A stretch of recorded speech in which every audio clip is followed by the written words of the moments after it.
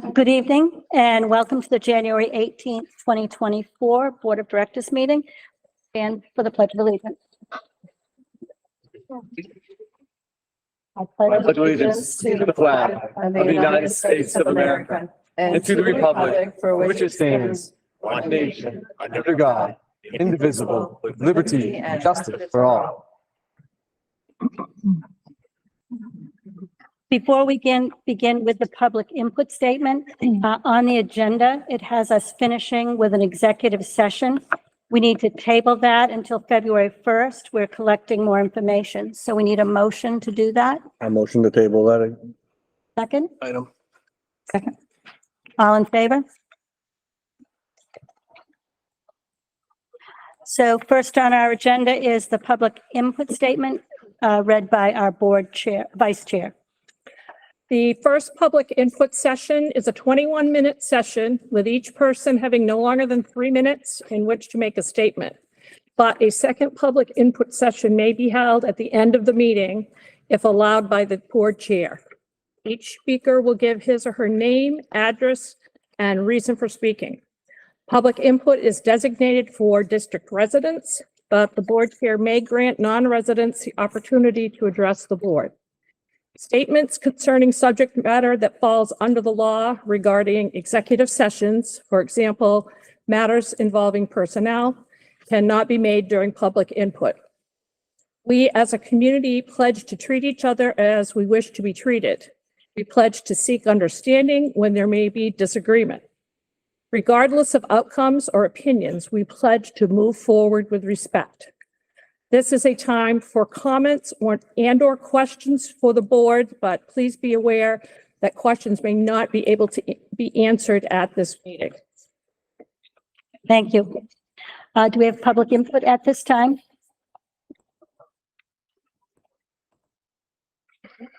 Oh. Okay.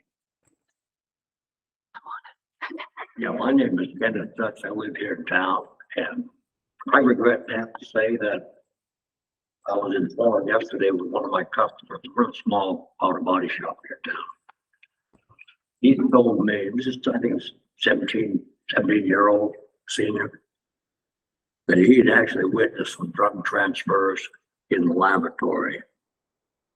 When I was in the military, we used to have what they call random drug testing, which consists of a urinalysis test. I thought maybe my suggestion would be, if it hasn't been performed, it should be starting now, because I really didn't expect him to say anything. I just asked him if he had witnessed anything. He's known him for about 4 years. So I'm trying to inform you folks that it still goes on. So thank you for your time. Thank you. Other public input?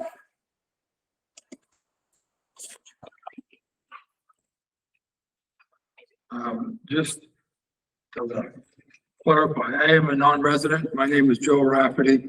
I am the state senator for Senate District 34, so I'm not sure I have. Are you going to grant him? Yes. Yes. Thank you very much.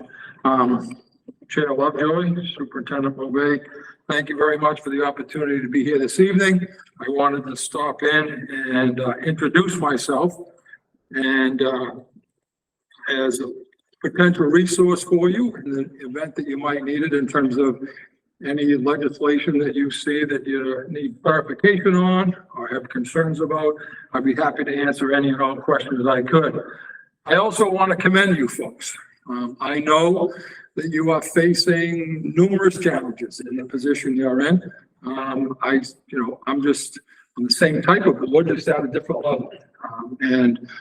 Public education is certainly being challenged on a regular basis, but I commend you for your efforts and just continue working as a team. Make sure you're involving your parents, your teachers, your administrators, and most importantly, your students and staff, because collectively, you will not be successful if you're not all moving in the same direction. So again, I commend you for the work that you're doing. I know those challenges. We experience them on a regular basis, and I know you do too. I just wanted, again, say hello and just keep me in mind should I be of any If there's a need, I'll be happy to help you in any way I could. Thank you. Happy to answer any questions I could at this time if you'd like, but Thank you, sir. thanks very much. Thank you. Thank you, Senator. Thanks, Joe. Other public input?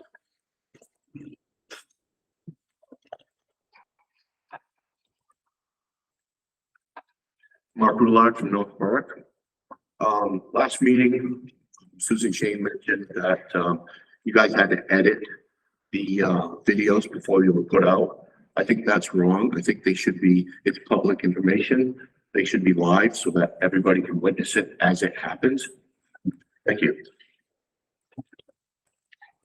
Thank you. Other public input? Okay, we will move on to item 3, minutes of December 21st and January 4th. We'll look at December 21st first.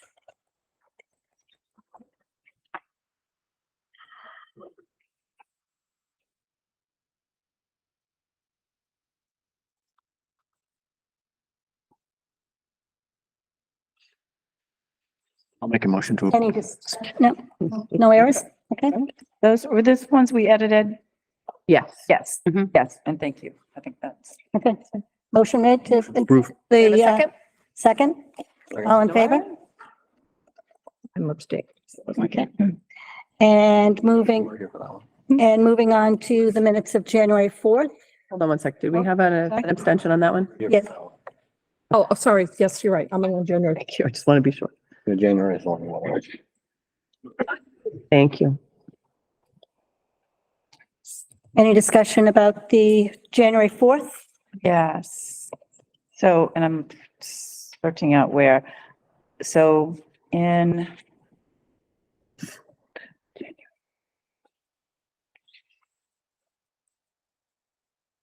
So in the section where Josh was talking about considering arming teachers, I think it is important for the sake of who reads the minutes that we include the reference to state law that was made.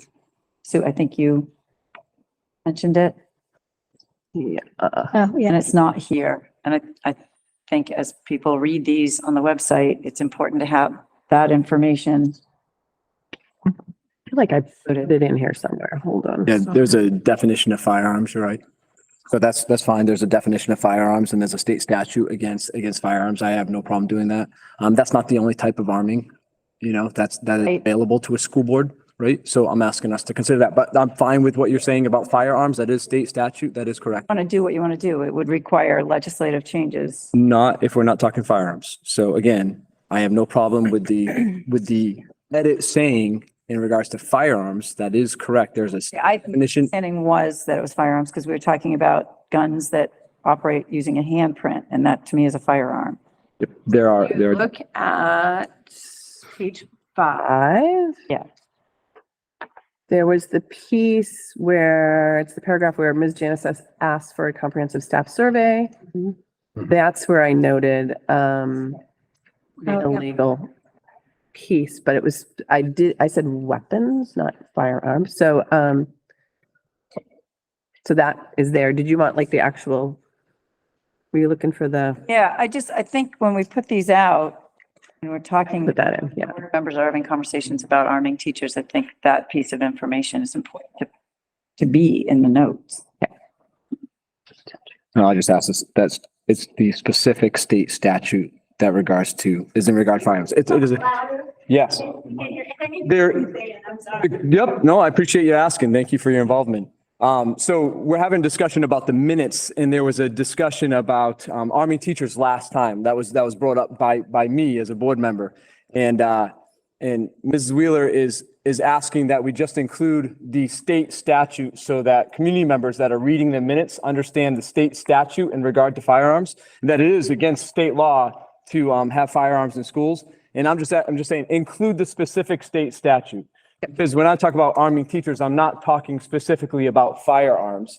I'm talking about providing a means to obstruct an intruder, should that ever be the case, God forbid. So just a clarity on what the state statute is in regards to that discussion, I think is a good thing. Yeah, but your comments were pretty specific of staff concealed carry, which tends to in my experience refers to guns. And then other types of weapons, including guns that operate with a handprint. So those to me, I think you did Very specific. mention beanbag guns and things like that, but there is specific reference to firearms there that was concerning to me. And That's fine. And I look forward to further discussion on this. Yep. that was not something we could legally decide to do on our own. So can we accept the minutes as amended? Do we have a motion to accept the minutes as amended? To accept, Seconded? unless anybody sees other things. Sue, before you, could you read that, what you just added before we approve? So all I put, okay, so again, page 5. Where are you? It is the third paragraph down. I just noted, Ms. Janasek asked for a comprehensive staff survey regarding Mr. Taba's suggestion about staff members carrying weapons. She felt it was vital to have staff input prior to even considering the idea. The assistant superintendent also noted the fact that carrying weapons on school grounds is illegal in the state of Maine, and the legislative change to the law would have to take place before it could even be considered. And then I am just going to insert the specific state statute in regards to firearms there. Perfect. Thank you. Thank you. Was there anything else in the minutes that we need to amend or discuss? Motion to accept the minutes as amended? Second? I'll second that. No problem. Who was the first? I'm sorry. Peg, The motion. Josh seconded, all in favor? And an And I am abstention? abstaining. Yeah. Yes, and one abstention, Okay. yes. Thank you. Okay, moving on to item 4. Don Bresnahan, Mechanical Services. Just a second, Dawn, sorry. At our last meeting, we started talking about longer term projects that we may have come up. So we've asked Dawn to come in and talk a little bit about some of the projects that he's been working on, but also some projects that we have that need to be considered as well. So this is not a decision-making process at this point in time. It's collecting information, asking questions. This is attached a little bit to that grant that we talked about. I believe it was in October when you authorized us to move forward, at least to complete a grant. So Dawn, thank you. Great. Thank you. Good evening. Good evening, everyone. Good evening. So my job is really hard because I have to talk about HVAC. And unless you're my counterpart over here, Mr. Steve Ferguson, you really can't get excited about HVAC. Mr. Ferguson is a licensed professional engineer. He's been working on our project since its inception. And you may have seen on the campus, Mr. Bill Babin. He's a project manager. I'm going to go through a little bit of the background on some of the projects, but as Audra had indicated, talk about some of the next steps on some potentials. So you'll also notice that I use some graphics to try to keep it interesting and on point.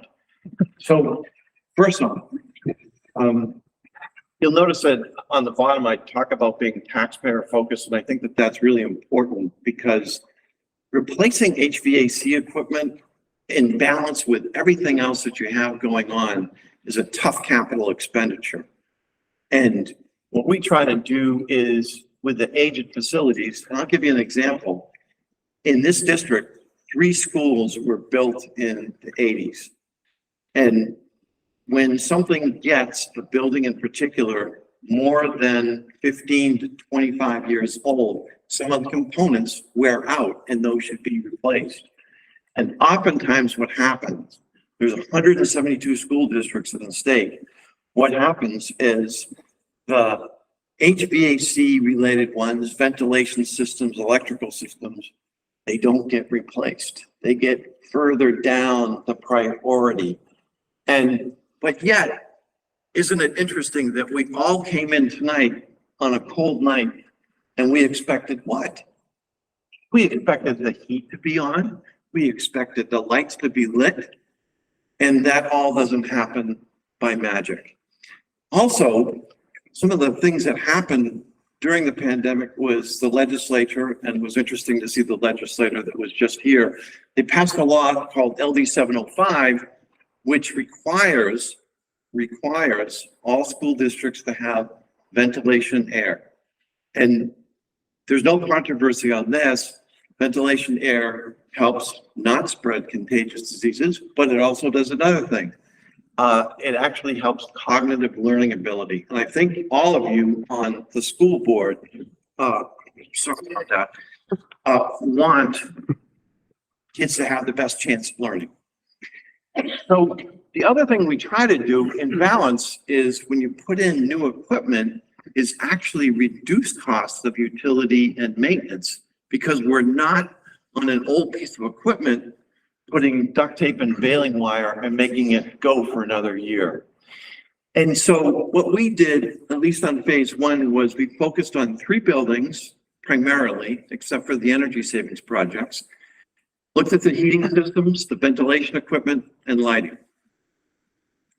Again, back to HVAC equipment life. So that's 15 to 25 years. So even this new building, which is 1999, okay, when we do the math on that, it's 25 years old.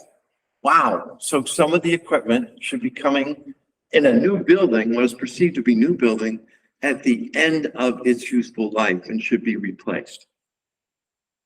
So what happens, and it's a challenge for us, and it's a challenge for all school districts in the state, is Kevin in facilities approaches Denise and Audra and Sue and says, I need to replace this equipment. It doesn't make it to the top of the capital list, and the can gets kicked down the road. That just happens. And it's not just here. Like I said, 600 schools, 172 school districts in the state.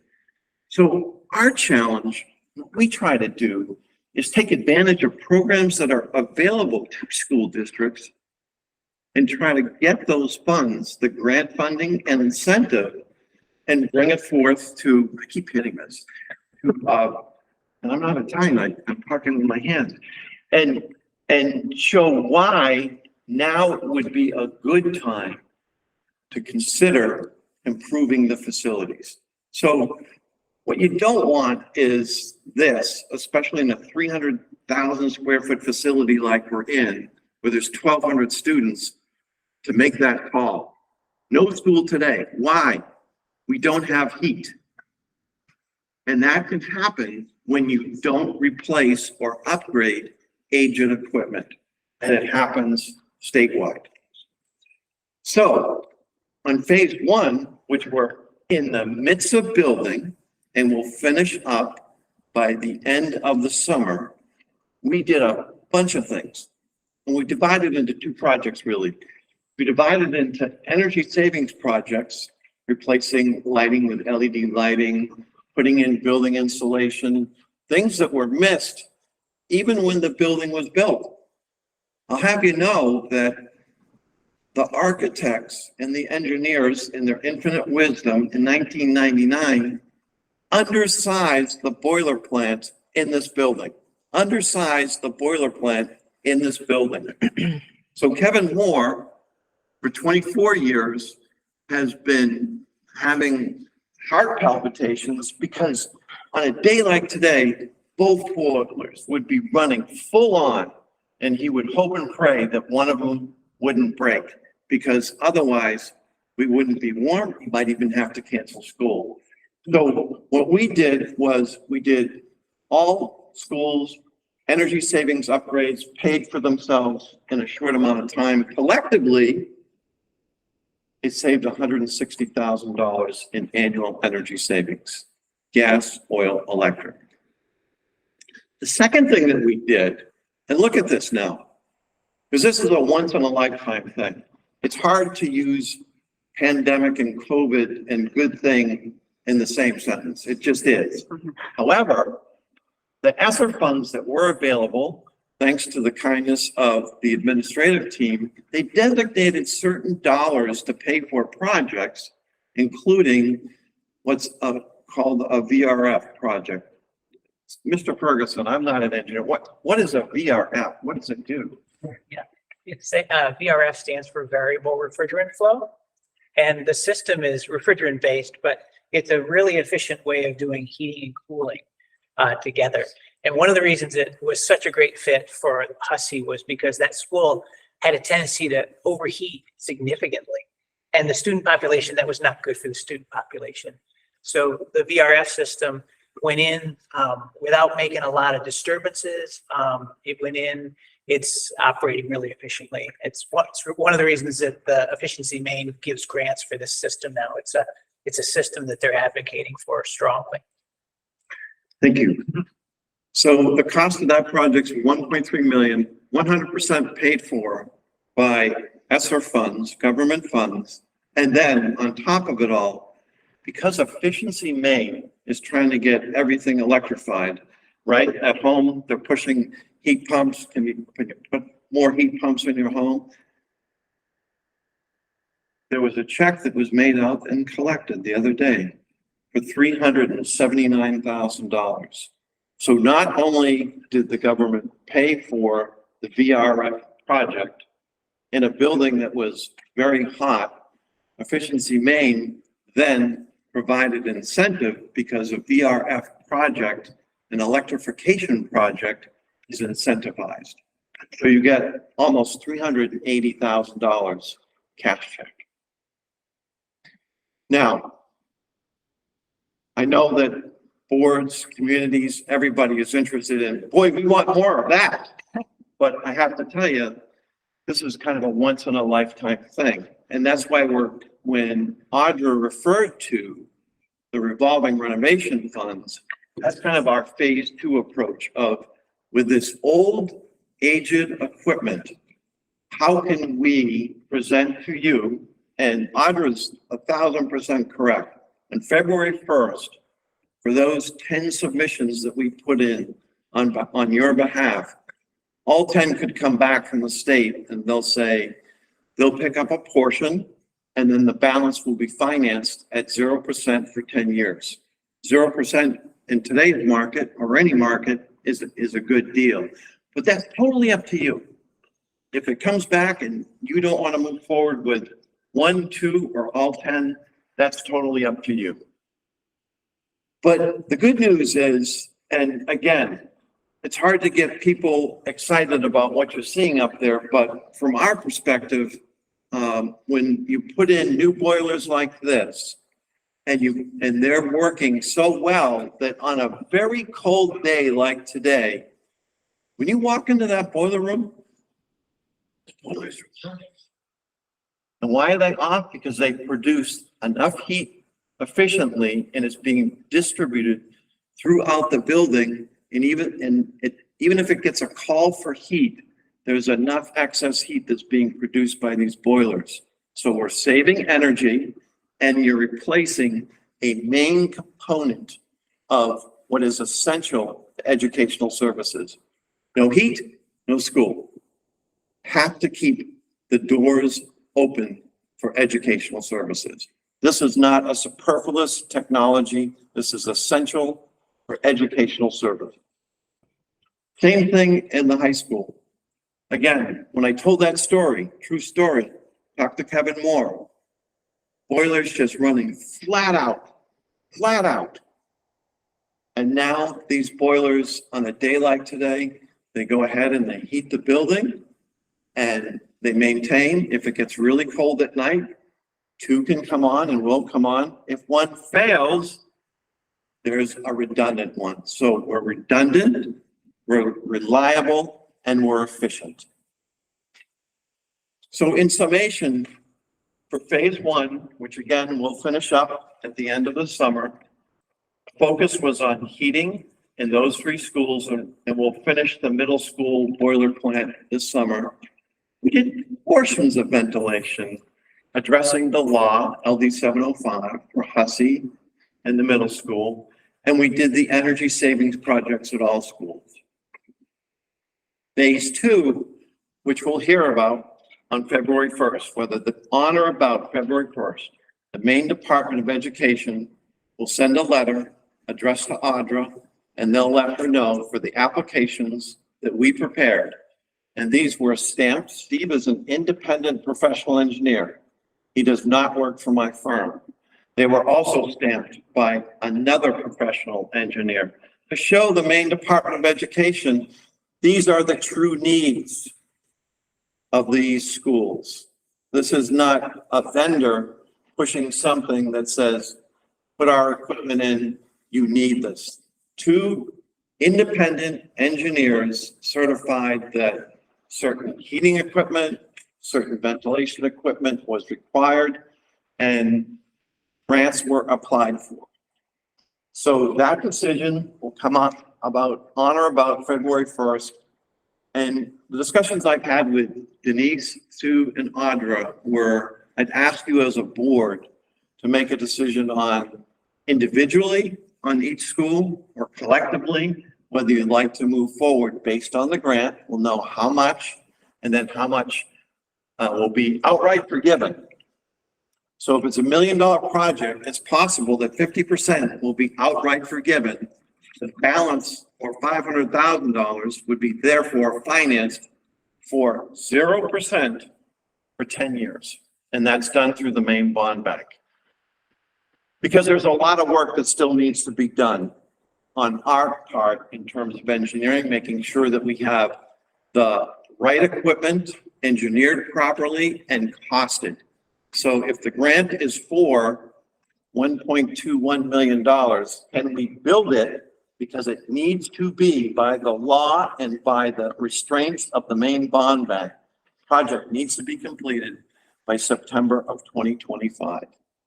So again, trying to be mindful of community needs, but basic essential heat, ventilation, lighting for these buildings, nothing superfluous, and saving energy at the same time. So that is a summation. We'll put it back in your capable hands after February 1st. And I'll take any questions. The new boilers you put in, you mentioned how long things last. How long do those last? The new boilers? Yes. They'll last 20 to 25 years if properly maintained. And the maintenance costs, Is included. is it maintained by you guys or our maintenance crew here? It's Specialty Services is your maintenance company. Okay. And so we'll cover the first 5 years and then they pick up the maintenance. They have an existing maintenance agreement. Okay. The other thing that you mentioned, I guess it's a question / statement, is running on electricity. State's big on electricity, but we hear from our business administrator that electricity rates are just outrageous. We're blowing our budget with electricity. So it's a concern, right? As a board member, to know that electricity rates are going astronomical. They're going through the roof, and then we're adding things that are electricity dependent. So there's concern as a board member for that. And then the other thing is just a comment. Grants from the state are still tax dollars, right? It's just not directly to the school, it goes to the state and then hopefully to the school. So I don't see it as free money. I see it as an opportunity. That's great. And I'm glad we're looking at those opportunities in regards to the district, but grants are tax dollars and I recognize that. And I just want to be clear that all taxes are difficult on many of our families, especially the ones who have homes right now that are not warm, like a school, that they're being taxed. So we just try to be mindful of all that as we look at these options. So thank you. You're welcome. And let me come back to your comment about electricity. Electricity, the rates on a commercial basis, one of the things that we're doing as a value-added service is looking at that commodity portion of the rate. And there are opportunities to buy that commodity through different end sources. So while we take care of how much electricity you consume on a whole, we're also interested in lowering that commodity cost like you're talking about. And the push for electrification, I personally agree with you. And I don't make up the rules for incentive. And I agree with you in terms of how the tax dollars, and it's still a tax dollar, but this is a program in terms of paying for large pieces of capital equipment. There's just not a better program when you have equipment that's at the end of its useful life.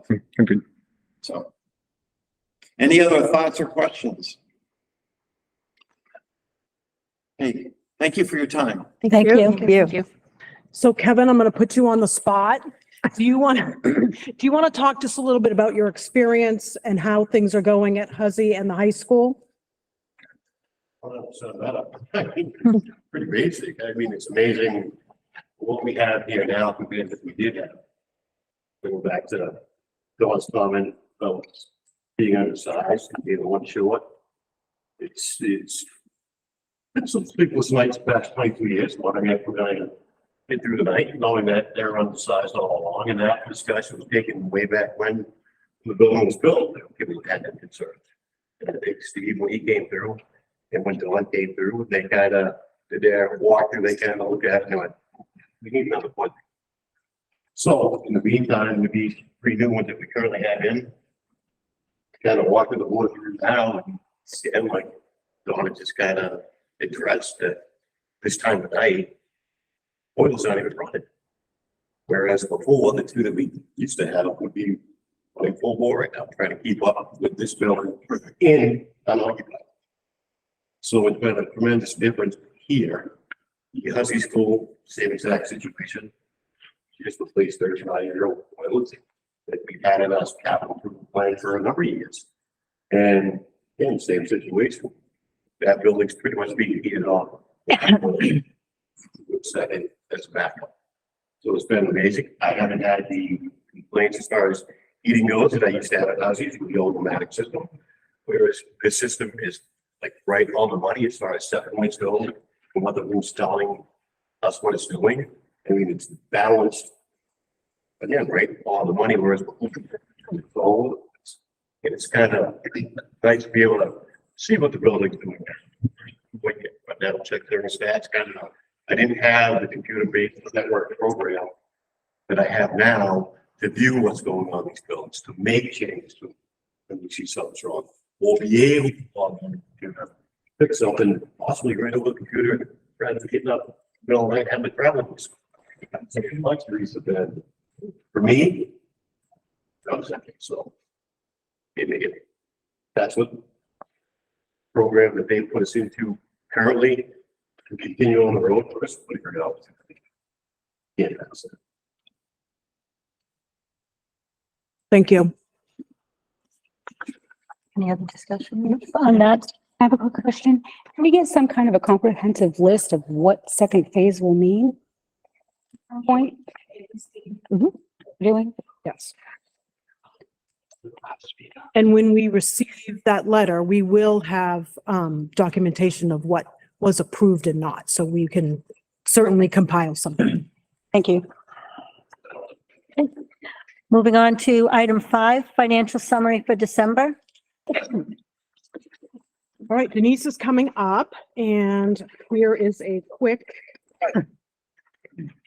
hard copy if you need it. I could like just, wait a minute. Did the. Okay.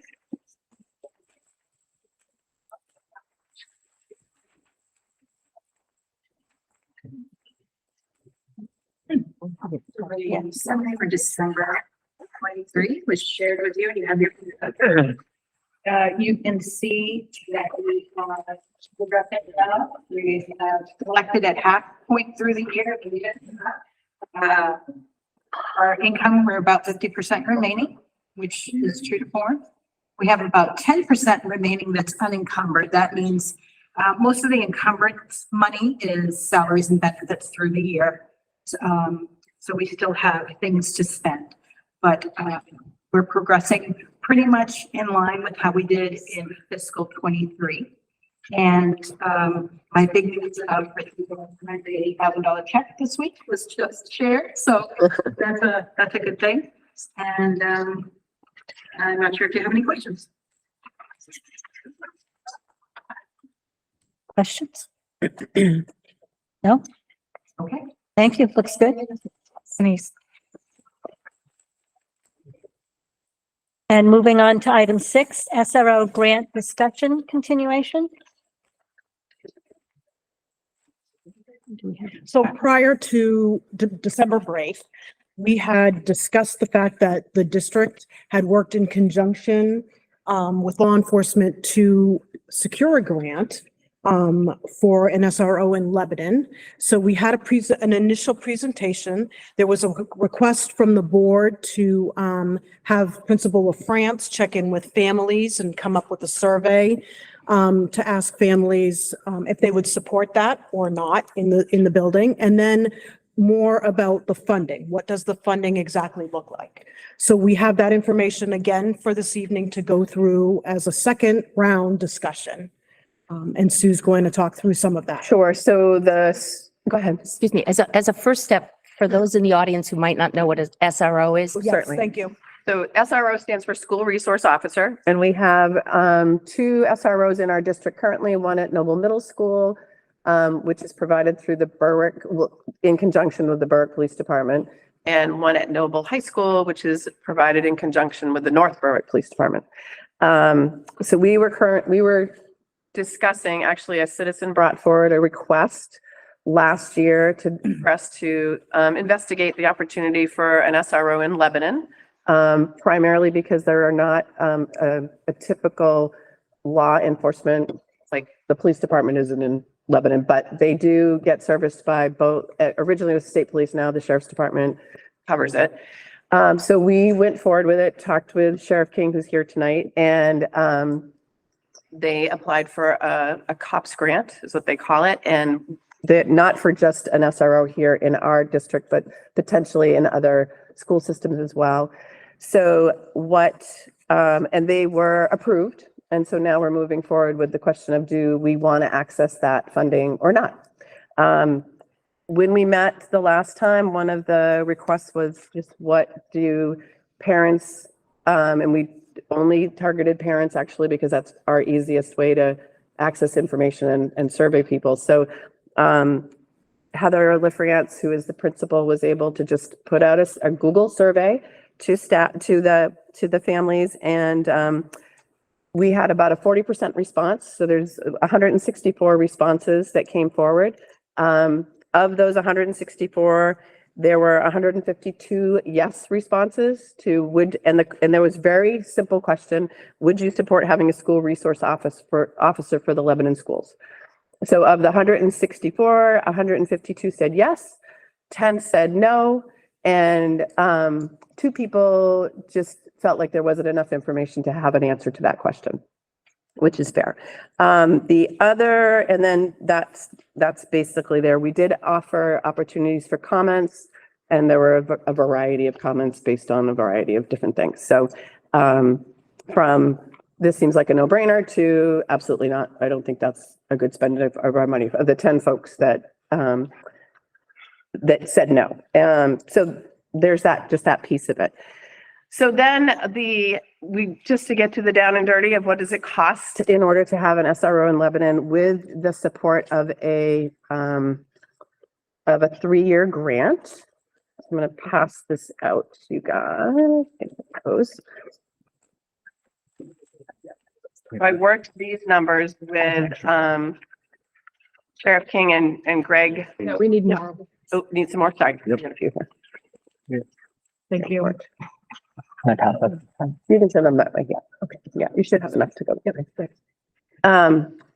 And Greg, is it Zinder? Who is the kind of the county finance guy. So what you have in front of you is, and what we talked about was, what would it cost us to hire? What would a collective cost be for the county to hire an SRO for the town of Lebanon, the schools in Lebanon?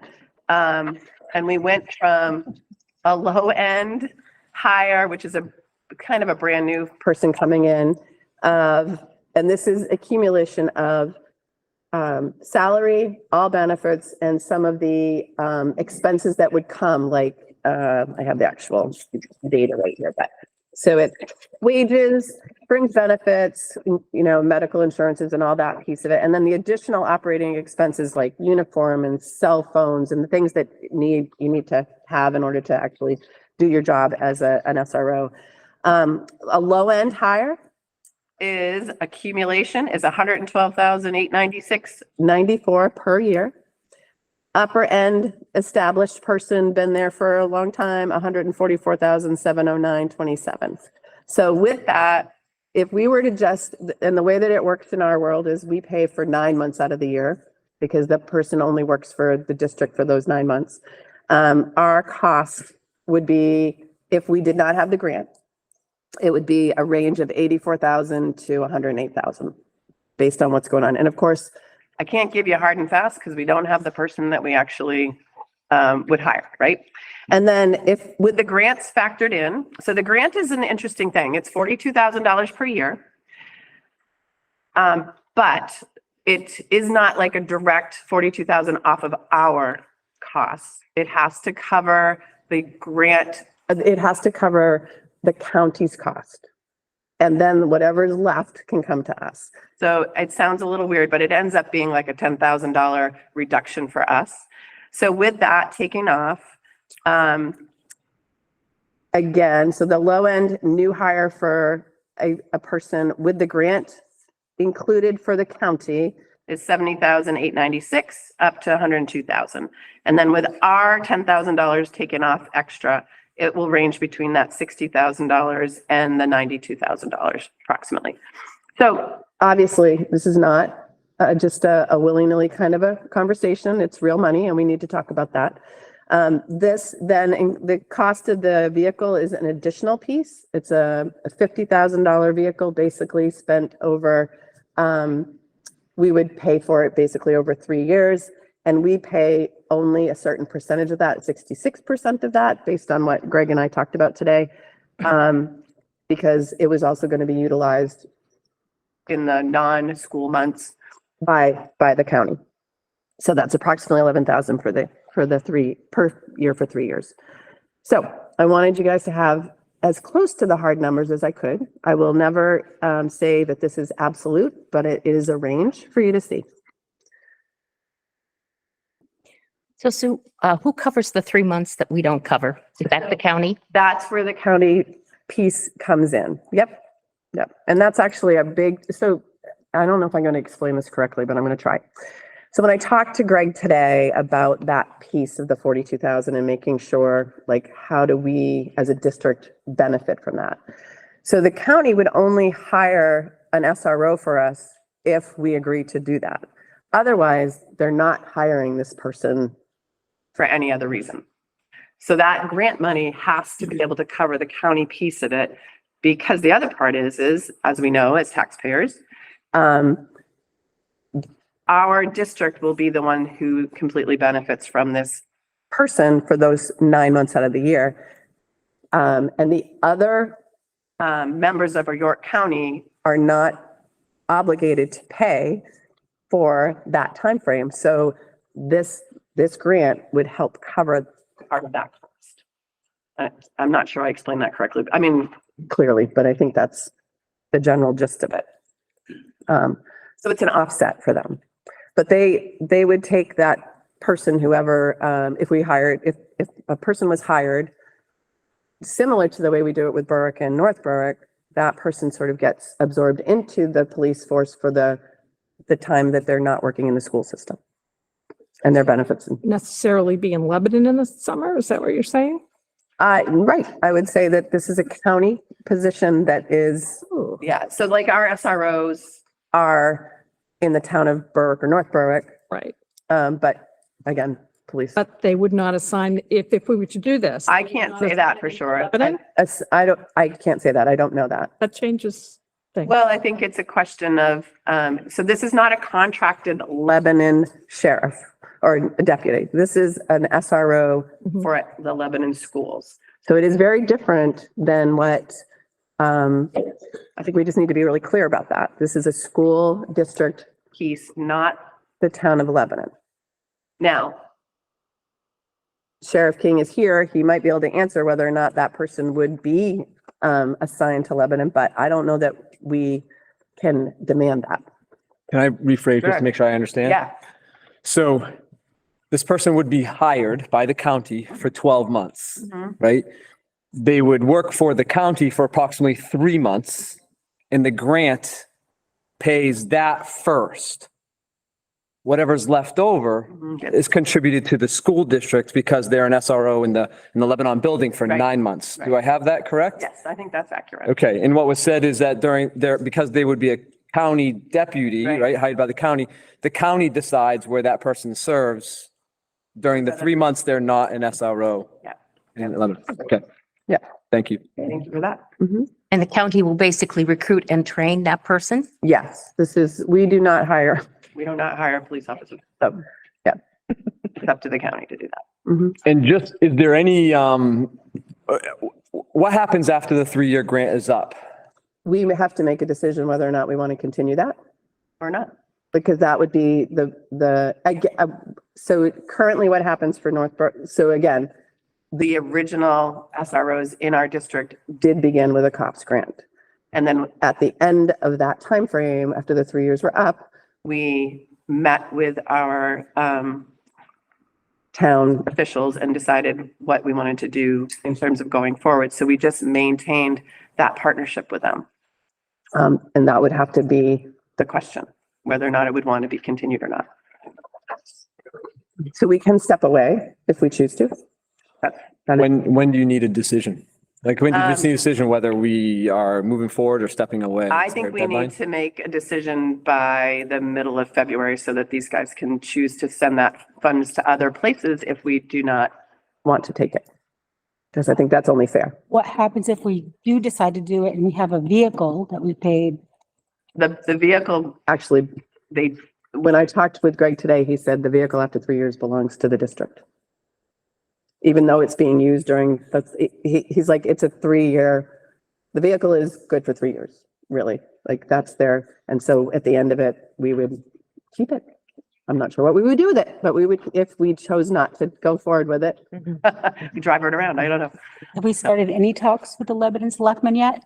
So the Lebanon Selectmen have had conversations with Sheriff King. We have not had any conversations as a board with Sheriff King. I didn't know where you guys stood with things yet, so we really do need to talk about that. And ultimately, we have to make, this is a school board decision in terms of whether or not we want to engage in this with the grant. It is not the Lebanon's Select Board's decision. They may have separate conversations on terms of a contract deputy, but it's I was just saying, like for sharing, cost sharing for the future. for the future. No, we have not had those conversations yet. It's, yeah. So we have this new information.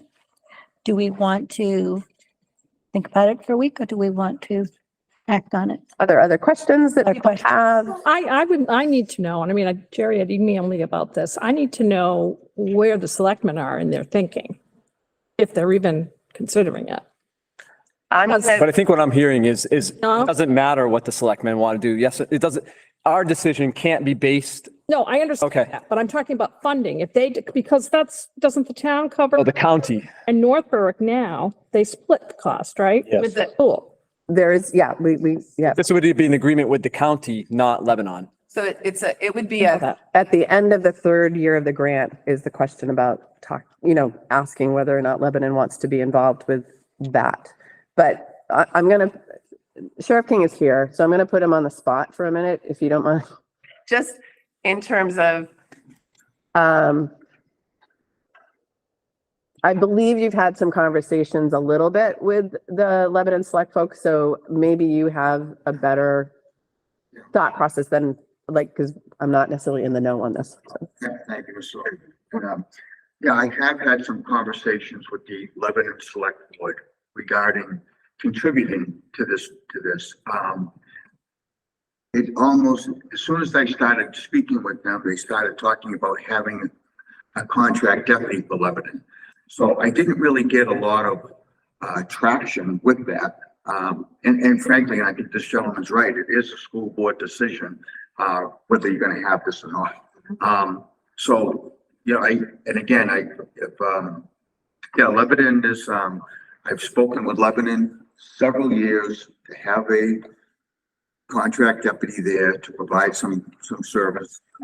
They don't have the appetite for it. This is another year what they wanted the numbers, and I gave them the numbers.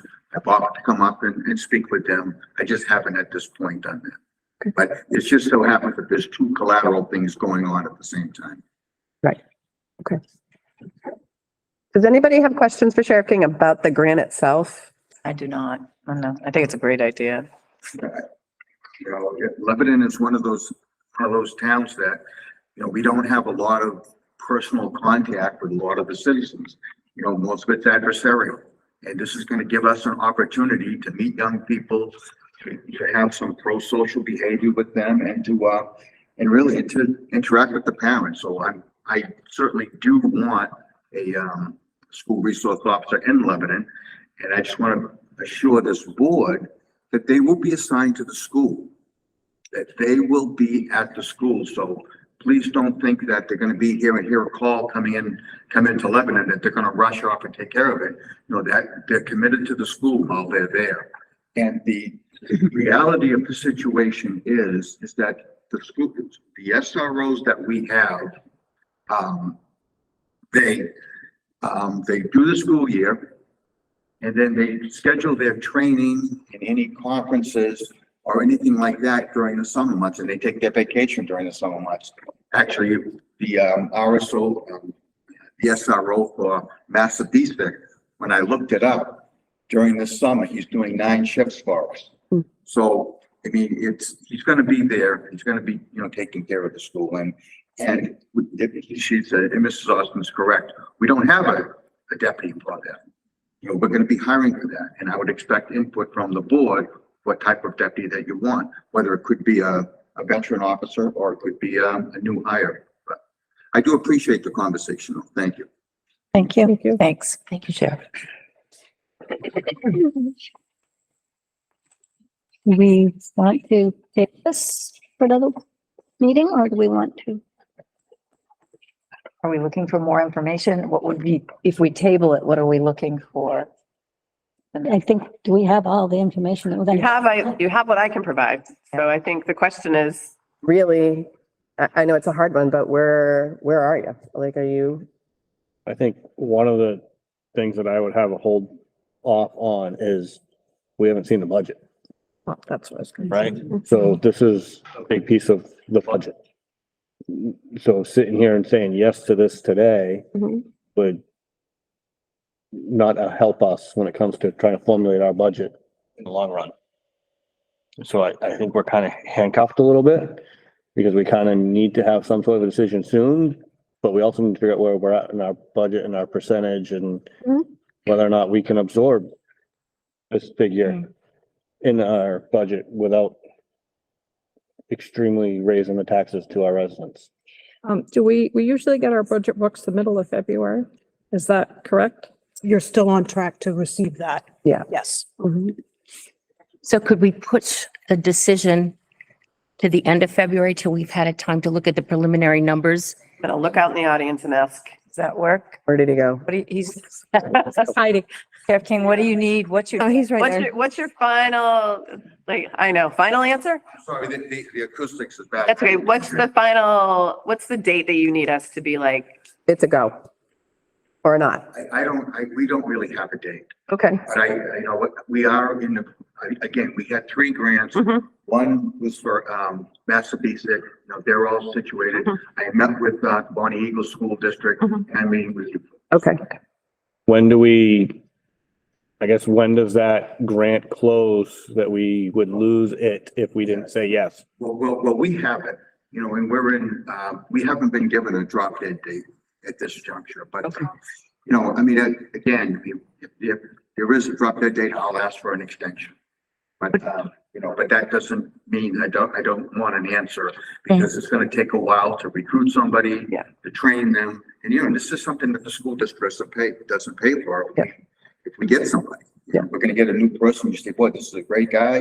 You know, we're going to send him to the academy. That's on us. So if end of February, does that sound like a? Then it would be fantastic because we wouldn't start this until the school year next year. Okay, awesome. Thank you. Thank you, We Sharon. have some time to think about that. You do. I think just, these are my thoughts right now, since we're thinking about thoughts. Yeah,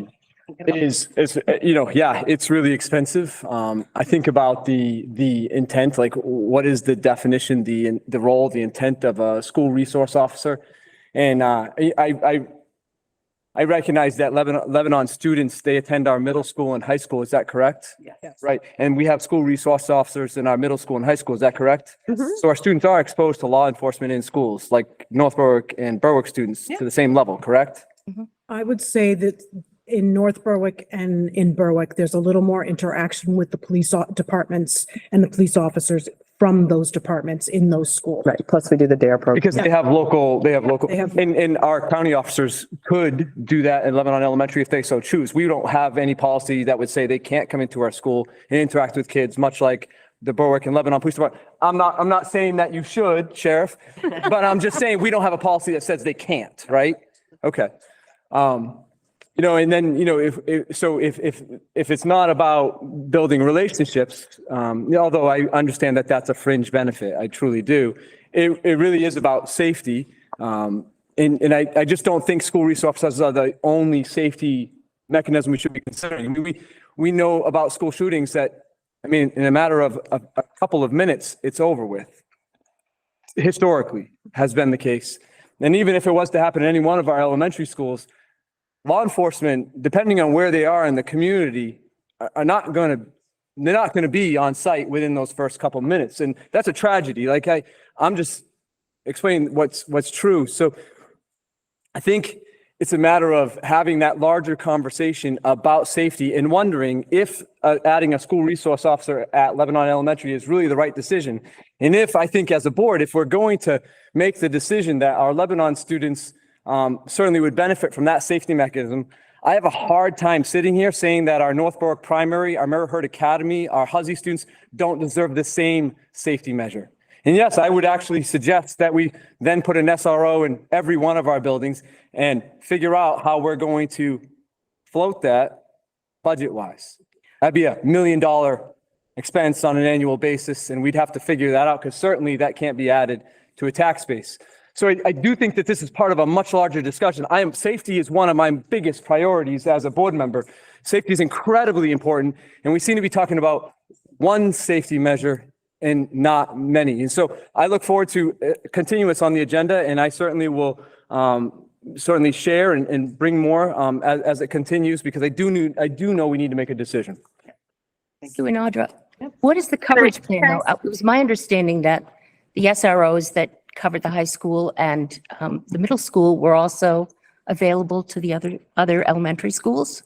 They are, but they are primarily located at the middle school and the high school. So they definitely, they definitely do hit the other buildings, but it's not at the level of their daily, their daily. So stuff. like Officer Fogg, who's No. at the middle school, will teach DARE. He does teach DARE in fifth grade at the Knowlton School. And then he's at Huzzy School for arrival and dismissal, and not every single day. But he's there. He's walking through the buildings. Sure. So In yeah, North and Berwick, Chief actually, Chief Peasley is the man who really hits most of the elementary school in the MHA. He goes over. He used to teach DARE to the fifth grade until the fifth grade moved to the Knowlton School, and now Knowlton teaches the DARE program. So, yeah, they do. They really do work really well in conjunction with the schools and make their presence known. I think Lauren had a comment. I do, thank you. Lauren. Hi. My question is, what percent of the budget is $100,000? And you don't have to have an answer right now. Comment of, I will say that is absolutely very common for me to drop my kids off at North Berwick Elementary and have police officers on the sidewalk hanging out, saying hi to the kids as they get there. No, it's not a permanent thing. And then just as far as talking numbers, if you're talking about adding to the additional schools, and we're talking, excuse me, 100,000 on average, then we're talking an additional 400,000 to stock the additional schools, not $1 million. Okay, Lauren, so you're going to have to, I didn't get the whole piece, and I want to be able to repeat your question. What was your first one about 100,000 and percent? To the budget. To the budget. What would the percent increase to the budget be? Is that what you're saying? Yeah. What is number looks like, right? $100,000. Okay, I'm stuck. You gotta yell into that phone, Lauren. Or send me a text and I will read it out loud. Okay. Yeah. No, Okay, she's will not. Her do. husband's driving. Oh, okay, okay, Safely, her husband is driving. okay. So what are your feelings about putting a SRO in all of the schools? Well, dang. In a perfect world? Yeah, in a perfect world, that would be a good thing. But again, fiscally responsible, we know that we need to be careful. I think that our biggest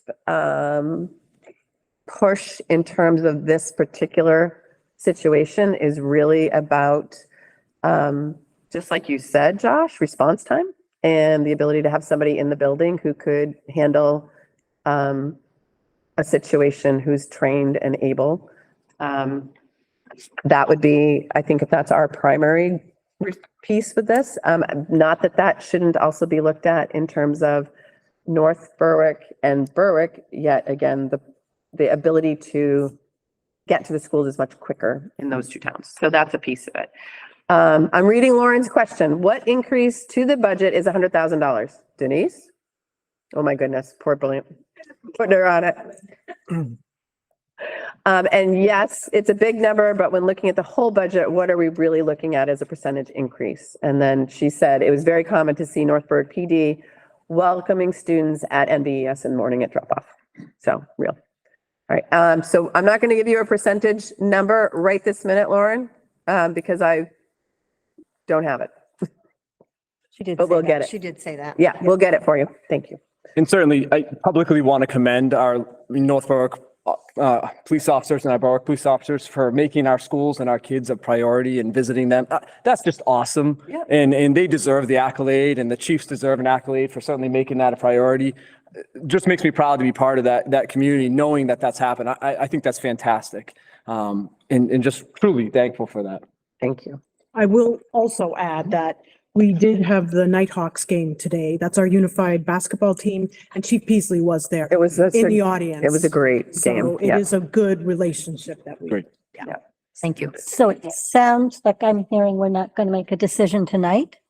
We need to consider the budget. So I'm assuming we are going to move on to employment. Okay. And so we have Lauren's question to incorporate. Yep. Into the further discussion. Okay, so a few employment updates. The first one is Maria Cannon, who is currently the literacy lab teacher and coordinator at the high school. She is requesting a leave of absence from March 4th to the end of the school year for personal reasons. And so we do need a motion and a vote on that. I'll make a motion to approve that request. Do we have a second? I'll second. Just hold So we- on. What's the effect? And are you able to handle the effect of that? Yes. So, Principal Dufort's here, but we did talk today and everything is all set for her, should this be approved. So there are plans in place. There's, support in the literacy lab. She's not the only teacher in the literacy lab. So, it's a tight it's a tight plan. So that there will be minimal impact. So motion was made and seconded. All in favor? Opposed? Okay. The next one, we have a few resignations. Layla Stars, who is a Noble High School science teacher, she and her husband are relocating out of state. So she will be done by the end of the month. So we do need a motion on that. Motion to approve. I'll second. All in favor? What's our, just, is there a plan in place for that as well? That's posted. Okay. All in favor? The next one is Hannah Farley, and Hannah is currently a special education teacher at Huzzy School, and she is set forth her resignation for January 26th. She's also relocating. She and her husband are moving. We also have a plan. The plan is all set. It is posted. However, prior to that time, the staff at the Huzzy School, we have 2 other self-contained programs at Huzzy School and a special education resource teacher. So they have worked through and assigned the students in the program to the different other teachers that are there and the supports that they have, the one-on-one, educational assistants will also be working in conjunction with those teachers and the students. Motion? So moved. Second? Okay. All right. All in favor? Guys are on a roll. Thank you. Okay, the next one is a retirement, and that is for Patricia McIntyre. She has been in the district 32 years. Says Matthews. As what? You got the wrong name. No, Says Matthews on the agenda. Okay, it's McIntyre. Okay. So 32 years in the district, and she has put in her retirement letter for the end of the school year. We need a motion for that? Yes, we do. Need a motion for that? Motion. Okay. Yay. Second, With regrets. Yeah. with regrets. Many thanks. All in favor? Wishes. Jason, yes. All in favor? Is that it? She is, yeah. Okay. Most of her career has been in Lebanon. Yeah. Yeah, okay. And Pat Matthews was retired last year. Right, So, right. Pat Matthews retired. Last year. That's why. Yes, that makes sense. Superintendent update. Sure, just a few updates. We had a long agenda. So the high school is in the middle of their midterms and it's going well. We did have an early dismissal the other day for weather, but we do have a plan to make up some of those midterms.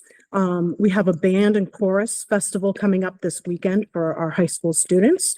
We talked about earlier that the Nighthawks played their first game and it was a home game today and they did beat Biddeford. Well, they did win. against Biddeford.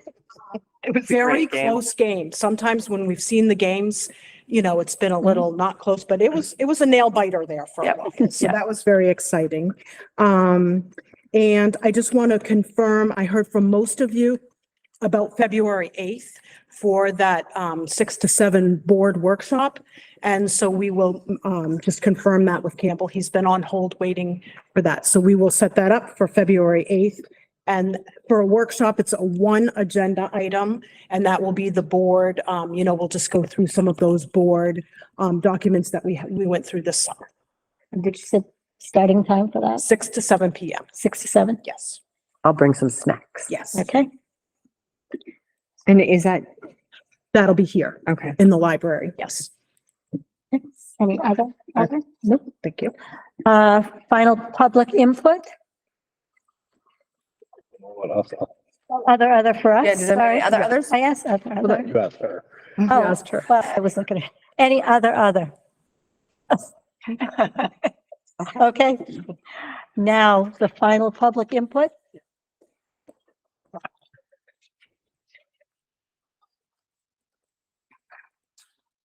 Hello, my name is Sean Works, a Northbrook resident. I'd just like to speak about the Lebanon Resource Officer. One of the things that Lebanon has as a reputation is the nickname is Lawless for unfortunate reasons.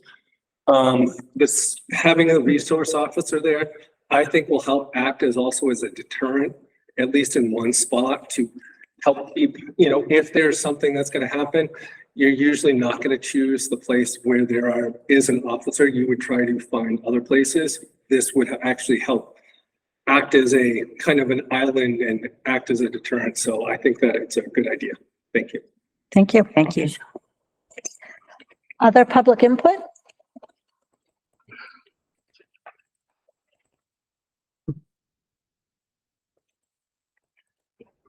I think children's safety should be top priority. We should put all politics aside on that. You know, there are other things like beanbag guns, other guns that can be used, pepper spray guns to deter such an attack.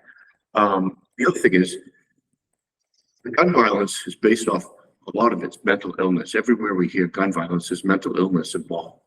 What happened is the state has taken a lot of the funding for hospitals and mental illness facilities. I think where we have a legislator in here tonight, we should ask the state to pick up the tab for this, because actually, I believe it's the state's fault that we're dealing with this. Thank you. Thank you. Other public input?